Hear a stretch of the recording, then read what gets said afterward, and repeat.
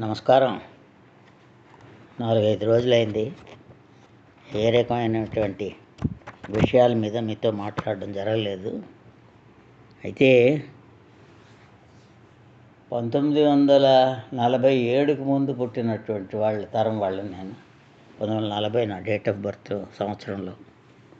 మా నాన్నగారు ఆనాటి ఉపాధ్యాయులు అందరూ మహాత్మా గాంధీ, క్విట్ ఇండియా ఉద్యమం, ఉప్పు సత్యాగ్రహం ఇలాంటి వాటి గురించి చాలా తరచుగా ఎక్కువగా మాట్లాడుకుంటూ ఉండే రోజులు. ఆ సందర్భంగా కొంచెం ఇంట్లో కూడా చర్చలు జరుగుతూ ఉండేవి. మా నాన్నగారు చాలా గాంధీ అభిమాని, నెహ్రూ అభిమాని.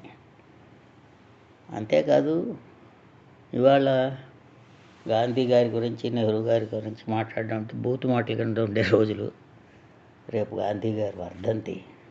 ఈ సందర్భంగా మీతో ఒక విషయం మాట్లాడాలి. బహురూపి గాంధీ అని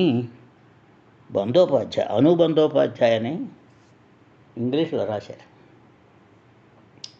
దానికి జవహర్లాల్ నెహ్రూ గారు 1964లో ఈ పుస్తకం వచ్చింది. జవహర్లాల్ నెహ్రూ గారు ఒక వాక్యం ముందు పరిచయం చేస్తూ రాశారు. దాన్ని ఎప్పుడో నేను చాలా కాలం కింద చదివాను, జ్ఞాపకం లేదు. కానీ నచ్చిన తెలుగు అనువాదం వచ్చిందండి. నండూరి వెంకట సుబ్బారావు గారని ఆయన అనువాదం చేసుకొచ్చారు. చక్కగా ఉంది. అంటే గాంధీ గారి గురించి అసలు ఎవరి గురించి కూడా మనకి ఏ విషయం తెలియకుండానే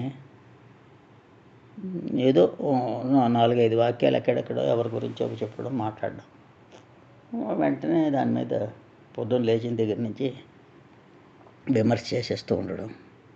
అక్కడ రామాయణం మొదలు అన్నీ విమర్శలే.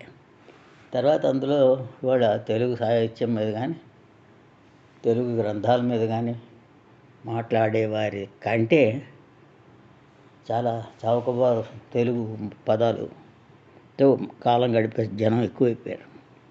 సరే, దాని మాటకేం కానీ బహురూపి గాంధీ అని ఆ పుస్తకం నిన్ననే తెప్పించుకున్నాను. చక్కని పుస్తకం. తెలుగులో వచ్చింది కాబట్టి ఎక్కడెక్కడ చదివాను కానీ గుర్తులేదు. ఇందులో ఒక సంఘటన మీతో చెప్తాను. రేపు గాంధీ గారు వర్ధంతి కదా. ఆ వర్ధంతి సందర్భంలో గాంధీ ఎలాంటి వాడు ఏమిటి అనేటువంటిది చెప్పడం, నేను అంతలా చెప్పేటువంటి స్థాయి మనకి ఇప్పుడు ప్రస్తుతం ఎవరికి లేదు. కానీ ఒక చిన్న విషయాన్ని నేను చదివి, అమ్మ ఎంత బాగుంది, ఎంత విలువైన మనిషి అని ఇప్పుడు అతని మీద ఉంది. ఈ విషయం నాకు చాలా ఆశ్చర్యం వేసింది అనమాట. ఎలాగా ఆయన ఒకసారి ఆయనకి సాధారణంగా ఏ జీవిని హింసించడానికి ఇష్టపడే స్వభావం కాదు. అంచేత ఒక్కొక్కసారి ఆయన పాములతో కూడా సహచరం చేసేవారు. పాములు కూడా చంపేవారు కాదు. గాంధీజీ దక్షిణాఫ్రికాలో జైల్లో ఉండగా ఆయన నోటికి చిగురు బాగాచి రక్తం కారడం ప్రారంభించింది. అప్పుడు ఆయనకి ఒక నీగ్రో సేవలు చేసేవట. ఒకరి భాష ఒకరికి అర్థం కాదు, ఒకరి భాష మరొకరికి అర్థమయ్యేది కాదు. కానీ సైగలతో మాట్లాడుకునేవారు. ఒకరోజు రక్తం కారుతున్న వేలుతో ఏడుస్తూ ఆయన గాంధీ గారి దగ్గరికి వచ్చారు. అతని నుంచి సేకరించిన వివరాల ద్వారా అతనికి ఓ పాము కరిచింది అని గాంధీ గారికి అర్థమైంది. వెంటనే ఆయన జైలు హాస్పిటల్కు హెచ్చరిక పంపాడు. విషం కలిసిన రక్తాన్ని పిండిస్తే బాగా తగ్గుతుంది కదా అని గాంధీ గారికి తెలుసు. గాయం చేయడానికి అక్కడ పరిశుభ్రమైనటువంటి కత్తి దొరకలేదు. తన నోటితో పీల్చి ఆ చెడు రక్తాన్ని గాంధీ గారు వినండి ఒక్కసారి, తన నోటితో పీల్చి ఆ చెడు రక్తాన్ని గాంధీ బయటకు ఉమ్మారు. నిజానికి చిగుళ్ళ వ్యాధితో ఉన్నవాళ్ళు చెడు రక్తాన్ని నోటితో పీల్చడం చాలా ప్రమాదకరం. అయినా అది గాంధీ గారికి తెలుసు. అయినా ఆ నీగ్రో బాధ చూడలేక ఆయన అది తీసి ఉమ్మేశారు. ఇలాగా ఆయన ఆ నెగ్రోని రక్షించారు. ఇది మహాత్మా గాంధీ.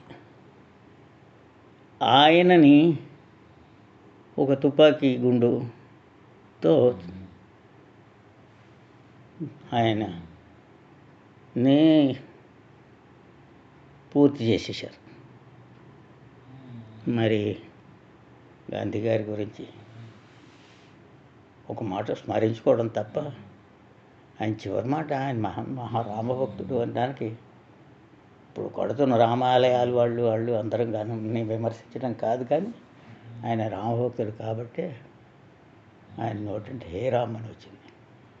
ఆయన తన తప్పులన్నిటినీ అంత ఖచ్చితంగా, చేసిన తప్పులు కూడా స్పష్టంగా రాసినటువంటి మహానుభావుడు. ఆయన జీవితం అంతా సత్యశోధనే, సత్యం కోసమే ఆయన బతికాడు. అటువంటి గాంధీ గారిని తలుచుకుంటూ మీతో సెలవు తీసుకుంటున్నాను.